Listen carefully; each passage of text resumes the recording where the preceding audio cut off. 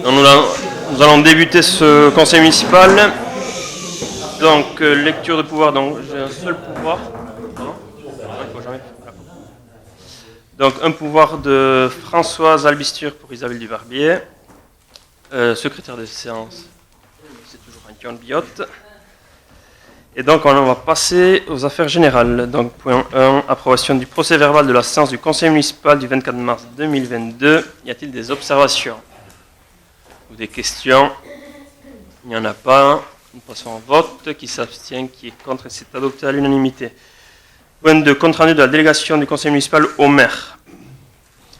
Donc, sur la base des délégations octroyées, j'ai signé plusieurs mises à disposition de locaux pour plusieurs associations ainsi qu'un avenant à une convention d'occupation de locaux pour une modification de jours et d'heures. J'ai accordé une subvention pour l'amélioration de l'habitat, j'ai signé les marchés pour l'extension de l'école Marignella, j'ai signé un contrat pour le logiciel de gestion des cimetières. Y a-t-il des questions? Demande de précision. Prends acte. Donc, nous allons passer au point 3, donc pour la SPL, Société publique Océan Expérience, désignation d'un représentant et approbation de la dissolution, liquidation de la société. Il s'agit par cette délibération de désigner un représentant au sein de la SPL. Je propose que ce soit Stéphane Lecoff, en sachant que moi-même ainsi que Lélie Larasson sont déjà élus pour l'agglomération au sein de cette SPL. Et de valider le principe de la dissolution de ces structures de l'agglomération ayant repris la compétence exercée par la SPL en direct. Pour mémoire, la commune détient 5% des actions de la SPL pour un capital de 10 000 euros. Si la SPL dispose d'un actif au moment de sa liquidation, les actionnaires récupéreront une somme correspondant au pourcentage de leur participation. Pour information, à l'heure actuelle, le capital s'élèverait à 160 000 euros. Donc, on prendrait 5% de ces 160 000 euros. Ce n'est pas fait encore. C'est le liquidateur qui décidera du montant. Y a-t-il des questions ou des demandes? Demande de précision. Il n'y en a pas, donc je propose qu'on passe au vote pour élire Stéphane Lecoff. Donc, qui s'abstient, qui est contre, et c'est adopté à l'unanimité. Point 4, surveillance de la baignade et des activités nautiques, approbation d'une convention avec les services départementaux d'incendie et de secours des Pyrénées-Atlantiques. La précédente convention étant arrivée à échéance l'année dernière, il y a lieu de la renouveler pour une durée de 5 ans. Par cette convention, le SDIS assure la surveillance de la plage de Sokoa et de la plage du Fort pour la saison estivale et se charge du recrutement des MNS. Pour mémoire, en 2021, la commune a réglé 20 910 euros pour la plage du Fort et 32 330 euros pour la plage de Sokoa-Unsin. Y a-t-il des questions? La convention n'est pas modifiée, c'est juste la durée qui change. Jusqu'à maintenant, on avait des conventions de 3 ans. Et maintenant, le SDIS propose de faire des conventions de 5 ans. Pas beaucoup de modifications. Donc, s'il n'y a pas d'observation, je propose qu'on passe au vote. Qui s'abstient, qui est contre, et c'est adopté à l'unanimité. Point 5, association Saphir et Klein, convention d'attribution de participation financière pour l'année 2022. Le rapporteur est Madame Duprat.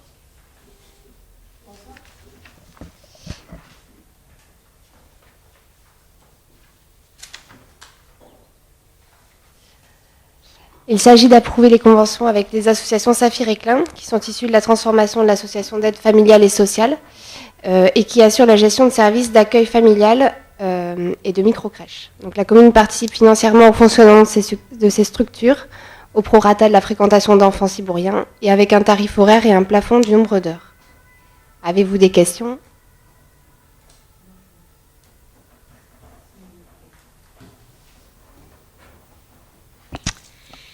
Nous avions en 2021 un nombre en référence de 8590 heures. Je pense qu'il s'agit ces nombres d'accueil correspondent aux deux associations, Saphir et Klein. Aujourd'hui, sur cette délibération, vous proposez un plafonnement pour 2022 amputé de 590 heures. Je voudrais savoir quelle en est la raison. S'agit-il d'une prévision en baisse d'heures d'accueil ou une autre raison? Oui, tout à fait. En fait, il y a moins d'assistantes maternelles, donc moins d'enfants accueillis en prévision, en tout cas sur cette année. Merci.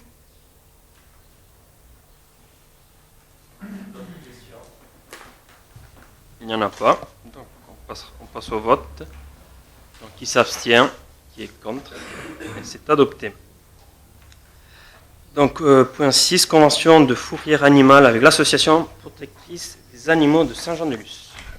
Il s'agit par cette délibération d'acter le fonctionnement actuel de la fourrière animale qui est assurée par l'association protectrice des animaux. La convention prévoit les conditions de ce fonctionnement et des modalités de facturation par l'association des prestations réalisées pour le compte de la commune. Pour une précision, la convention qu'on votera tout de suite prend en compte seulement la gestion des chiens errants. On est en discussion avec l'APA pour intégrer aussi la question des chats. Donc si on avance sur ce sujet-là, il y aura un avenant qui sera apporté à cette convention. Les questions, il n'y en a pas. On passe au vote. Qui s'abstient, qui est contre, et c'est adopté. Point 7, convention territoriale globale, participation à un groupement de commandes. Le rapporteur est Madame Larassa. La Caisse d'allocation familiale a modifié son dispositif contractuel et propose désormais aux collectivités la signature de conventions territoriales globales, CTG, se substituant au contrat enfant-jeunesse. La CTG vise à définir un cadre politique de développement des territoires et renforcer l'efficacité, la cohérence et la coordination des actions en direction des habitants d'un territoire. Elle s'appuie sur un diagnostic partagé. Il a été convenu par les communes du pôle Sud Pays Basque de mener un diagnostic commun. Pour ce faire, il est proposé de constituer un groupement de commandes. Avez-vous des questions ?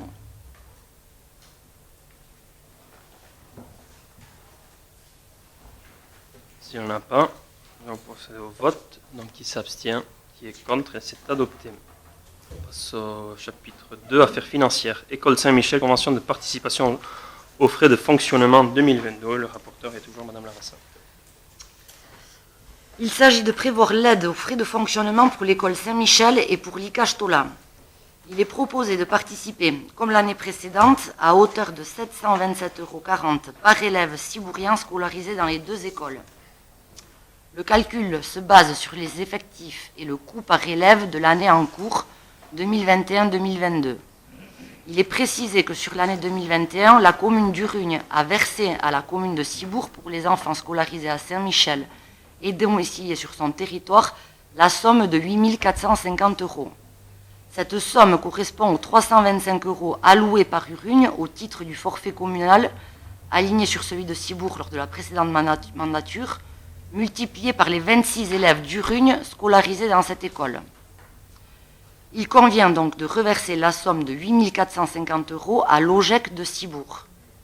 Pour 2022, la commune d'Urugne versera directement sa participation à l'OGEC. Y a-t-il des questions ?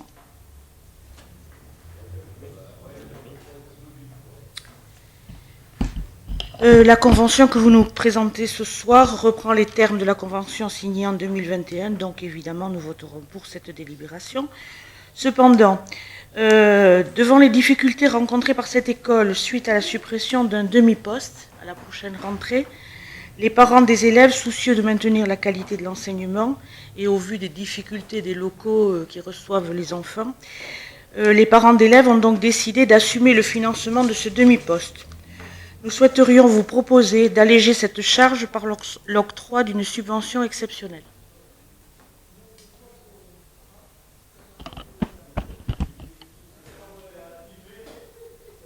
Donc il faut savoir que des discussions avec l'OGEC, on les a régulièrement. Suite aux difficultés de l'école Saint-Michel, on s'est rendu plusieurs fois, que ce soit moi ou les Larassa directement. Il n'a jamais été question, donc l'OGEC ne nous a jamais fait de demande particulière par rapport à ce poste-là. Donc nous, ce qu'on a toujours dit, c'est que la mairie de Cibourg allait accompagner l'ensemble des établissements scolaires, qu'elles soient publics ou privés, de la même manière. Le problème aujourd'hui sur Saint-Michel, je dirais, c'est un problème démographique. On est à quasiment 100 élèves. L'établissement ne peut pas accueillir plus d'élèves, vu sa dimension. mais sur 100 élèves, on est à 40% de Cibouriens. Et cette tendance, malheureusement, elle est à la baisse. Et c'est là où les difficultés arrivent. C'est-à-dire que vu que nous, on contribue à hauteur de 725 euros par enfant cibourien, s'il y a de moins en moins d'enfants cibouriens, c'est sûr que les finances de l'OGEC seront de plus en plus difficiles à tenir. Maintenant, on est en discussion pour travailler sur différentes pistes. On a toujours dit que ce n'est pas la ville de Cibourg qui pourra tenir à bout de bras cette école. Ça sera aussi à l'ensemble des communes aux alentours qui ont leurs enfants qui sont scolarisés sur Saint-Michel, aussi qui doivent participer à la hauteur des dépenses que suscite la scolarisation d'un enfant dans une école. Il y a aussi l'association paroissiale aussi qui, je pense, doit aussi apporter sa part aussi. Donc c'est un travail collectif qui doit être apporté pour trouver une solution. Ça serait bien trop facile que de demander seulement à la municipalité de Cibourg de tenir les finances de l'OGEC. Maintenant, s'il y a une demande express qui est faite pour cette situation, on l'étudiera, mais pour l'instant, on n'en a pas. Juste une petite référence, monsieur le maire. Donc, simplement, le côté positif, c'est que vous me dites bien que si l'association a besoin d'une aide complémentaire, elle peut vous soumettre sa demande. Pour mémoire, en 2017, je crois, l'ICAJ Tola avait rencontré une difficulté par rapport à des locaux et ils avaient été dans l'obligation, de façon à accueillir les enfants correctement, de louer une salle pour dédiée à la cantine et ensuite, voilà. Nous vous avions à ce moment-là proposé une subvention exceptionnelle de 5 000 € sur l'année, ce que vous aviez, je pense, tout à fait accepté. Donc voilà, simplement par souci d'égalité ou de traitement égalitaire, on voulait vous poser la question, mais on a bien entendu donc que si l'association se trouvait dans des difficultés particulières, il pouvait vous soumettre la question. Merci, exactement, mais juste une précision sur les difficultés de l'ICAJ Tola en 2017 par rapport à la location d'une salle pour la cantine. Il y avait une demande de 5 000 €, vous aviez accordé cette aide, mais quand on parle d'une gestion équitable, égalitaire, il faut rappeler aussi que le forfait communal qui était à l'époque attribué à l'ICAJ Tola Cache-Coletegna était de 325 €, 275 €, et on était à 725 pour Saint-Michel. Donc même avec les 5 000 de plus, on n'arrivait pas au montant que touchait Saint-Michel. Donc voilà. Donc c'est juste une précision. Maintenant, comme je l'ai dit, l'OGEC ne nous a pas fait de demande sur ce point-là. Si elle nous fait, on l'étudiera. Mais comme je l'ai dit, et comme on l'a répété à différentes réunions qu'on a eues avec l'OGEC ou avec les représentants de l'école de Saint-Michel, le problème des finances de l'école de Saint-Michel sont structurels. Et il faut trouver une réponse structurelle à cette problématique. On pourra aider ponctuellement, mais ce n'est pas cette aide qui réglera le problème. Voilà. Merci. Donc, s'il n'y a pas d'autres observations, je propose qu'on passe au vote. Donc, qui s'abstient, qui est contre, et c'est adopté à l'unanimité. Je vous en remercie. Je passe au point 2. On est toujours à le forfait communal, mais pour l'ICAJ Tola Cache-Coletegna. Pour l'ICAJ Tola, le calcul de base est le même. Néanmoins, la commune ayant participé directement au renfort de l'équipe d'entretien par la mise à disposition d'un agent communal, la somme correspondante de 2 769,54 € est déduite de la somme à verser. De même, sur l'année 2021, la commune d'Urugne a versé à la commune de Cibourg pour les enfants scolarisés à l'ICAJ Tola et domiciliés sur son territoire la somme de 2 200 €. Cette somme correspond aux 275 € alloués par Urugne au titre du forfait communal aligné sur celui de Cibourg lors de la précédente mandature, multiplié par les 8 élèves d'Urugne scolarisés dans cette école. Il convient de reverser la somme de 2 200 € à l'ICAJ Tola Cache-Coletegna. Pour 2022, la commune d'Urugne versera directement sa participation à l'ICAJ Tola. Avez-vous des questions ? Non, mais pour les mêmes raisons que nous avons évoquées plus précédemment, évidemment, nous voterons pour cette délibération. S'il n'y a pas d'autres observations, je propose qu'on passe au vote. Donc, qui s'abstient, qui est contre, et c'est adopté à l'unanimité. Donc, point 3, décision modificative numéro 1. Notre rapporteur est M. Lecorf.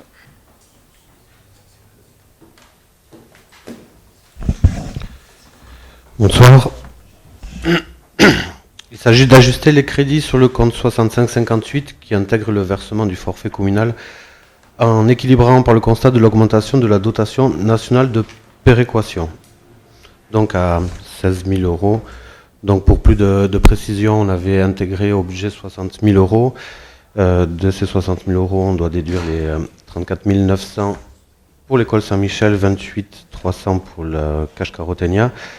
Une régularisation pour l'école d'Urugna envers l'école Saint-Michel de 10 000 euros. Oudalécou pour 2 700 euros. Et le lycée maritime, une demande pour laquelle on va faire droit cette année à 1 100 euros. Donc c'est la différence qu'on vous propose de modifier aujourd'hui. Questions? Il n'y en a pas. Donc on passe au vote. Qui s'abstient, qui est contre? Et c'est adopté. Chapitre 3, personnel communal. Premier point, comité social territorial commun. Rapporteur, monsieur Lecoq.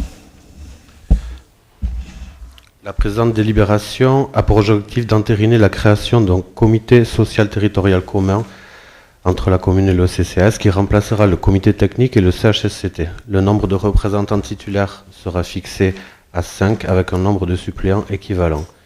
Il est également proposé d'instaurer le paritarisme en fixant un nombre équivalent de représentants de la collectivité et de représentants du personnel.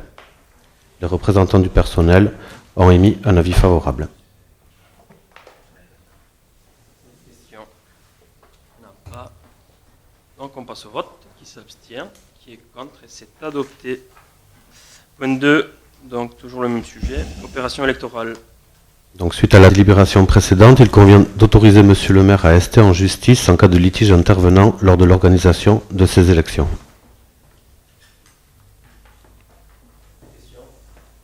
Oui, Madame Durier. Je voulais demander une précision, mais je crois avoir compris, c'est la nouvelle organisation qui vous demande de reprendre un dispositif pour que vous puissiez représenter la commune et faire appel à un avocat si nécessaire. Si nécessaire, s'il y a une contestation sur... Je ne comprenais pas qu'est-ce qui motivait cette délibération. Vu que les deux commissions paritaires fusionnent, Voilà. il y aura des nouvelles élections, et s'il y a un souci, s'il y a des partis qui contestent, donc ce sera à moi de contester ça auprès du... Ok, merci. D'autres demandes de précision? Il n'y en a pas, donc je propose de passer au vote. Qui s'abstient, qui est contre, et c'est adopté. Chapitre 4, urbanisme, voirie, port et infrastructure. Point 1, classement de la parcelle cadastrale section AH numéro 834 dans le domaine public. Le rapporteur est M. Dufour.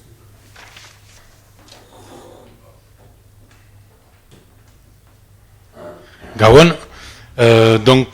Bon, c'est une régularisation. En fait, il y a des travaux qui avaient été faits sur la Béricalde lors des mandats précédents, et le trottoir était resté propriété de la commune, mais dans le domaine privé de la commune. Et donc, le but, c'est juste de régulariser, de passer cette parcelle en domaine public, tout simplement. Oui, c'était... je demande la parole. Vas-y, vas-y. Vous avez la parole. Merci, monsieur le maire. C'était ce qu'on avait consolidé, c'était un trottoir qui s'affaissait souvent. Ouais. Donc on avait été voir la propriétaire qui nous avait autorisé à rentrer chez elle pour faire des travaux. Et on avait renforcé avec des gabions tout le long du trottoir. Et maintenant, mais la parcelle, elle était communale puisque c'était un trottoir. On détermine bien la limite des uns et des autres. Oui, oui. Mais en fait, elle était propriété privée de la commune et pas dans le domaine public, en fait. On s'est rendu compte de ça par hasard et du coup, c'est juste pour régulariser la situation. D'accord, merci. S'il n'y a pas d'autres questions, on passe au vote. Donc, qui s'abstient, qui est contre, et c'est adopté. Donc, 5, éducation enfants, jeunesse et sport. Premier point, relais petite enfance avenant à la convention de participation financière. Et le rapporteur est Madame Duprat.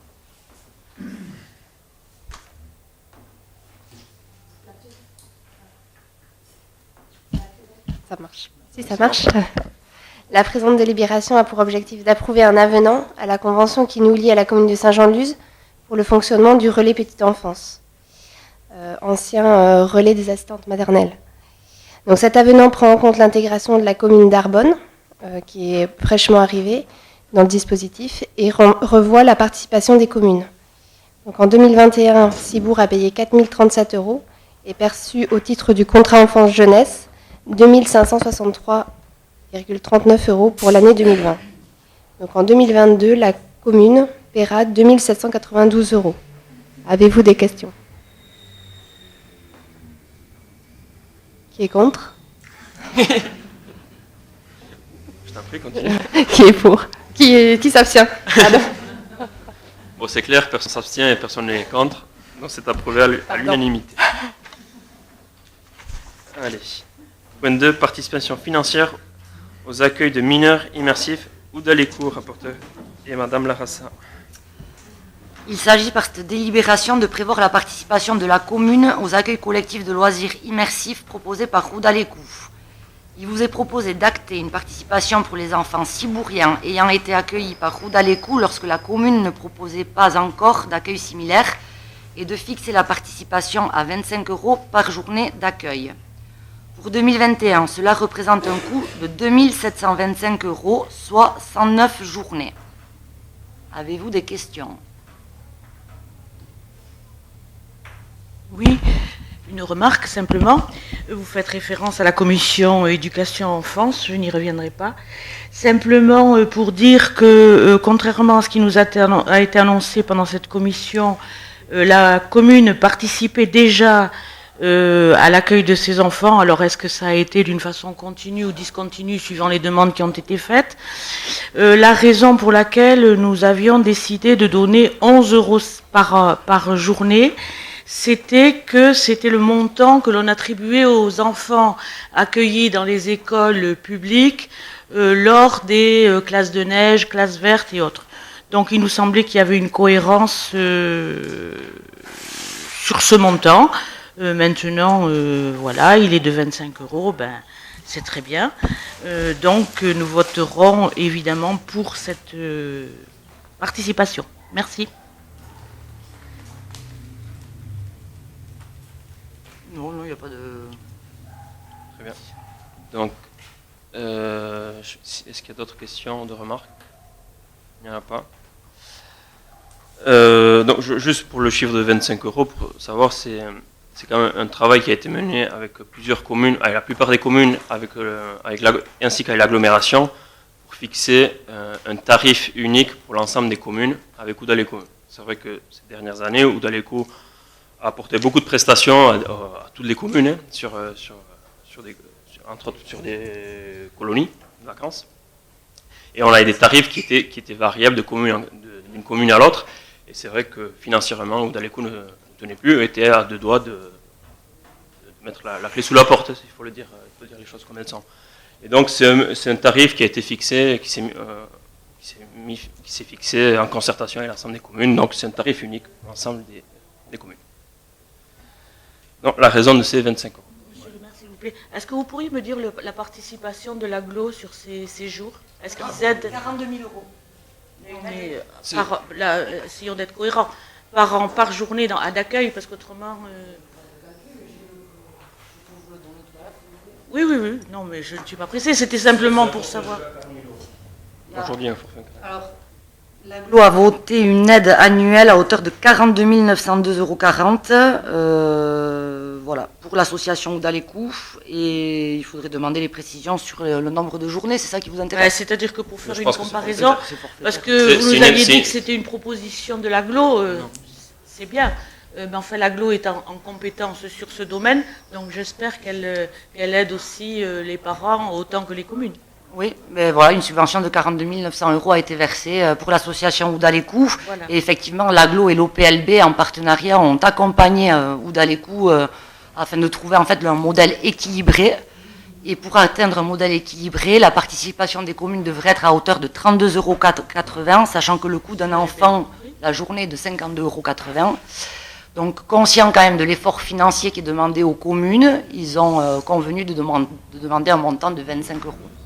Voilà. Oui, alors ma question, donc si je peux avoir le Oui. montant de la prise en compte par journée de la... On va demander les précisions, mais je pense que c'est une aide forfaitaire.